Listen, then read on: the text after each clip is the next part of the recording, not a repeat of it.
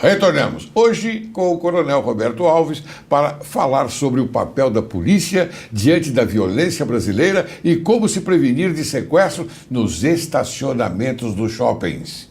E aí, Coronel, vamos seguir? Vamos seguir. Muito bem, eu tenho uma pergunta para você. Vamos lá. Antigamente, os pais ensinavam para os filhos que o policial era a autoridade e considerado um herói. Hoje em dia, os pais falam para os filhos tomarem cuidado com os policiais. O que o senhor acha disso? O que nós vivemos? Nós tínhamos, vamos projetar a sociedade para 40 anos atrás. A sociedade de 40 anos atrás, a formação, a imposição de limites era feita pelos pais. Então, o filho podia ou não podia, era punido pelas suas falhas dentro de casa. Quando cometia alguma falha fora de casa, o pai já chamava atenção, admoestava e os filhos respeitavam.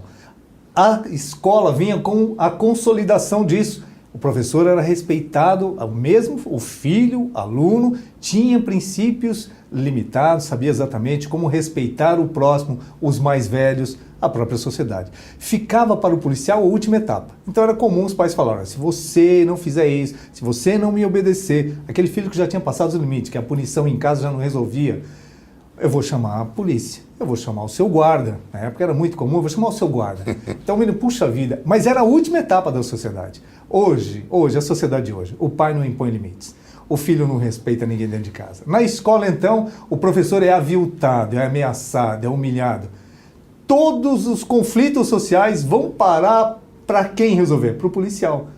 E o que acontece? Essa sobrecarga de responsabilidade faz com que o agente policial, que teria que estar combatendo o crime, resolva em 90% das solicitações conflitos interpessoais, conflitos familiares. Hoje o policial militar é chamado para resolver briga de marido e mulher, o filho que está batendo no pai, o pai que está ameaçando o filho, infelizmente briga de trânsito. Então a sociedade deixou toda a responsabilidade para o policial e não o respeita. E o mesmo processo de desrespeito que o pai tem para com o policial, ele tem para com o professor. Se o professor chamar a atenção do filho dele, ele vai até a escola, briga, quer que mande o professor embora. Ou seja, ele está ensinando para o filho que não precisa respeitar ninguém. Então é a culpa dos pais, é a culpa da família e tudo volta para a família. O ente social mais responsável por toda essa balbúrdia que nós vivemos é o pai, é a mãe, é o eixo familiar, que abriu mão de suas responsabilidades para que a sociedade possa impor esses limites. E aí não consegue. Não podemos delegar a um policial a responsabilidade da educação, da formação. Por isso que houve essa inversão de valores. Nessa inversão de valores, a culpa não é da criança. A culpa é essencialmente dos pais. Conforme palavras do jurista Ives Gandra Martins, os grupos sociais estão cada vez mais voltados à desfiguração das instituições e ao esfrangalhamento da ordem jurídica. A mídia e a sociedade, exatamente aqueles que deveriam apoiar a ação de policiais militares em defesa da ordem e da paz, são os que combatem, se colocando ao lado dos criminosos e dos agitadores, como se os direitos humanos devessem estar mais voltados à defesa dos meliantes do que à sociedade. Coronel, por que chegamos nesta situação? Ela essencialmente demonstra o quadro que nós precipitamos há pouco da questão familiar. Tudo volta à questão familiar. O que é desrespeito à ordem, desrespeito à sociedade, desrespeito às instituições? A instituição mais fortalecida de qualquer sociedade organizada é a família. Então, se essa instituição está esfrangalhada, o restante é retrato social, é consequência. Onde é que estão os limitadores? Onde é que estão os limites? Nós pegamos recentemente várias manifestações em que grupos infelizmente, de pessoas desqualificadas, black blocs e outros aí, fazendo, desfazendo, e grande maioria dos pais sequer sabiam.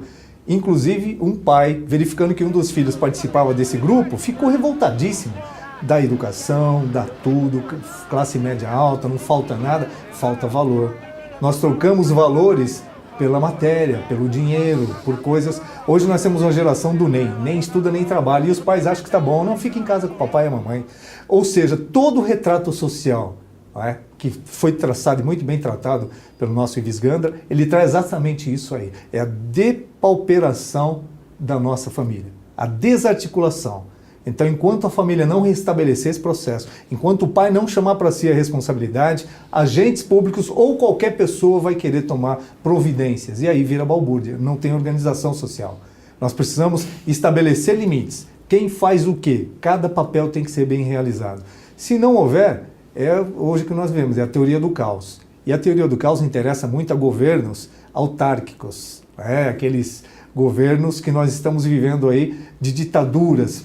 Por quê? Quanto mais caótico, quanto maior o caos, qualquer medida é satisfatória. Nós não temos uma essência, precisamos retomar a essência. Mas me parece, doutor, que a sociedade organizada, a sociedade esclarecida está retomando esse papel. Está retomando a sua participação e está se manifestando. Esse é o primeiro princípio. Quando isso se transformar num voto consciente, nós teremos restabelecido o primeiro processo de recuperação social. No Brasil, os policiais têm receio de defender os cidadãos e o patrimônio público e privado, pois uma pessoa com celular pode fotografar sua ação de defesa a um criminoso, às vezes com aplicação de um excesso necessário diante das circunstâncias. E esse militar sofrerá inquérito e terá que defender-se das acusações. Está certo o policial ser punido por cumprir sua função em estrito cumprimento de um dever legal ou no exercício regular de direito, conforme aceitou o artigo 23, inciso 3 da parte geral do Código Penal? Então, doutor, na realidade, o nosso serviço é essencialmente legalista. O que dá respaldo à atuação do policial, como de qualquer agente público, é o princípio da legalidade. Então, o que está dentro da lei, o que está dentro da norma, diante dos seus limites, protege o policial sempre. Eu, mais de 31 anos na realização da minha atividade profissional, nunca tive nenhum problema e nunca precisei deixar de trabalhar, muito pelo contrário. Não tinha câmeras como hoje tem, mas a ação bem feita ela tem que ser registrada. Muito do que a Polícia Militar faz não chega a conhecimento da sociedade porque não é registrado. Ótimo que as pessoas estejam filmando, porque a boa ação tem que ser filmada e diariamente nós vemos ações, helicóptero, bombeiro, policiais prendendo, fazendo. Dentro da lei, tudo é muito bem recepcionado pela sociedade. Agora, existem pessoas no cumprimento dessa missão que extrapolam. Mas quando ele ultrapassa os seus limites legais, ele deixa de ser um agente público. Ele passa a ser também um infrator da lei. E como infrator da lei, ele tem que ser punido. A Polícia Militar do Estado de São Paulo é a que mais recicla o seu efetivo. 800 a 1.000 policiais são mandados embora anualmente por não estarem dentro desses princípios legais, dessa precípua indicação de que um profissional de segurança pública deve fazer. Então, na realidade, gostaria que todas as ações policiais fossem registradas. E hoje nós temos sistemas de acompanhamento das viaturas o tempo todo. Nosso sistema de comunicação hoje, o nosso Copom, é muito bem aquinhoado com a tecnologia. Nós temos do helicóptero acompanhando as ocorrências policiais e quando há o erro, quando há o excesso, não precisa que nenhum cidadão, que a sociedade se manifeste. É a própria polícia, com a sua corregedoria, com as ouvidorias, que tem adotado as posturas. Então, na realidade, o serviço bem feito tem que ser observado e você, cidadão que está nos acompanhando, pode filmar. Filme e mostre a boa ação do policial. Todos os dias são 10 a 15 partos realizados por policiais militares. Todos os dias. Vamos registrar essas ações. E só mostra um. Quando mostra. Todos os dias. Hoje, no estado de São Paulo, são 4 milhões de ocorrências mês. 4 milhões de ocorrências mês. Dessas 4 milhões, 5, 6 tem excesso, tem um trabalho errado. É um número que não vamos tornar como insignificante pelo próprio tipo de atuação. Mas de 4 milhões para comparar com 5, 6, a grande ação policial é muito bem feita. Está dentro e respaldada dos princípios da legalidade, da retidão e da conduta que deve exercer. Então, vamos seguir essas informações preciosas que o Coronel Roberto Alves está nos dando pelo seguinte fato: nós só vamos engrandecer a sociedade, como ele disse, porque nós teremos a nosso mercê uma sociedade mais eficiente diante de um policial também eficiente. Então, é isto. Coronel, o maior salário base de um policial militar é do Distrito Federal, que chega aos R$ 7.190. O valor é quase 6 vezes maior do que o de um soldado de Roraima, por exemplo, que recebe o menor salário do país, somente 810. Qual é essa diferença? Por que essa diferença? Também interfere no desempenho do policial? Olha, doutor, eu como policial militar nunca ganhei bem. Eu não escolhi a profissão pelo salário. Eu poderia ter escolhido, na época, se tivesse a oportunidade, ser um desembargador, um juiz, um desembargador, mas não tinha jeito. Eu nasci com essa vontade de ser policial. Sua vocação. A minha vocação. Vocação. Porque não era o dinheiro. Se fosse o dinheiro, eu teria buscado outras alternativas. Não é o dinheiro. Então, o policial que não entra para esse tipo de atividade, que ele não é obrigado, é uma escolha, é uma voluntariedade. Pensando no dinheiro, ele já está errado. Tem que reformatar esse pensamento. Mas a grande maioria não é esse condicional. Agora, nós sabemos que a realidade econômica hoje, nós vemos no mundo capitalista, precisamos dar condições para que esse policial possa exercer a sua atividade sem ter que fazer bico, sem ter que fazer outras atividades, sem ter que complementar essa renda. Então, imaginemos, R$7.000 no Distrito Federal.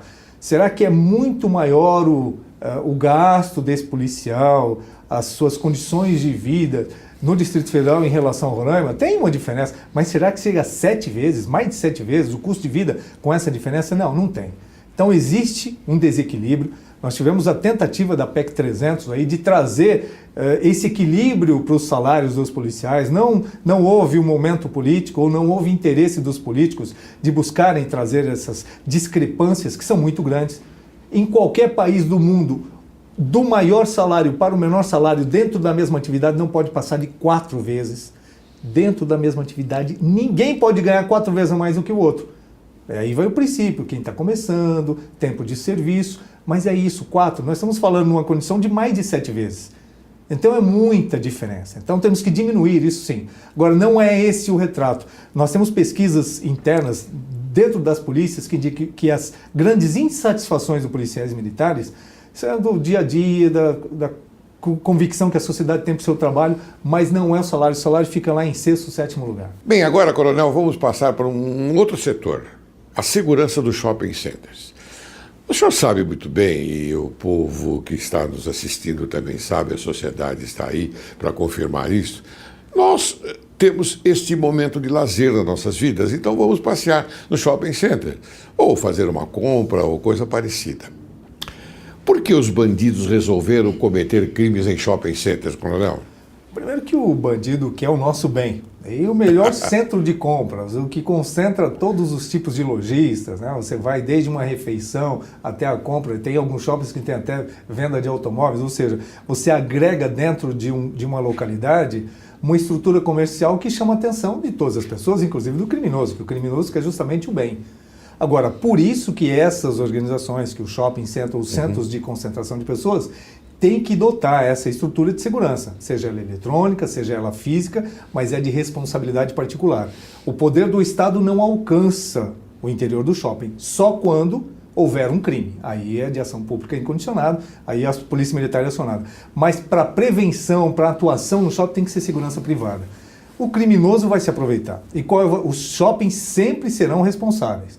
Cobrando ou não cobrando estacionamento, se tiver qualquer problema com o seu patrimônio, seu veículo ou seu patrimônio físico, você mesmo, a responsabilidade é do shopping. Agora, se você concorrer para essa responsabilidade, é que as pessoas deixam seu carro no shopping e sequer lembram onde deixaram.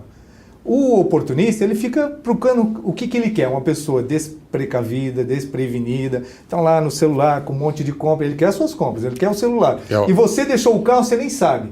Aí você vai para um lugar mais ermo, fica procurando, ele diz que vai te apoiar, aproveita do seu vacilo.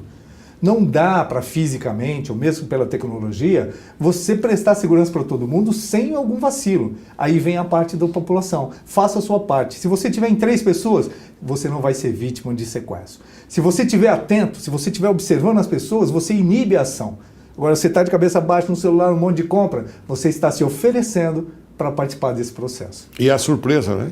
Eles atacam... Eles só se aproveitam, eles precisam do seu vacilo para poder usar aquele fator surpresa, que o senhor muito bem colocou. Então, são as duas conjunturas. O seu vacilo com o fator surpresa. Se você não estiver vacilando, o fator de surpresa já está descaracterizado. Eu vou prolongar a minha curiosidade desse tema, no sentido de que o perfil das vítimas que os criminosos procuram, qual é? A vítima desatenta, seja mulher, seja homem, desatenta. Ele quer o seu bem, ele não quer você. Pouco importa se você é gordo, magro, baixo, ele quer você desatento. Aí você pega aquele monte de compra, o que ele quer? Suas compras. Você tem um celular de primeira geração e você não olha para onde as pessoas vão se batendo umas nas outras. Sim. Então ele quer o que você está oferecendo e você diz para ele, olha, eu estou aqui, estou desatenta, não sei onde está meu carro, não sei de nada, vim sozinha, estou com um monte de coisa. Você praticamente está se elegendo como vítima. É um pouco irônico, mas é a verdade. O criminoso, ele fica observando, ele está lá trabalhando, ele está lá observando. Esse está atento, esse está atento, esse está atento, estão em 3, estão em 4. Bom, aquela está sozinho, aquele está sozinho, está olhando o mundo, está no notebook. Eu vou pegar o notebook, o celular, o dinheiro e vou embora.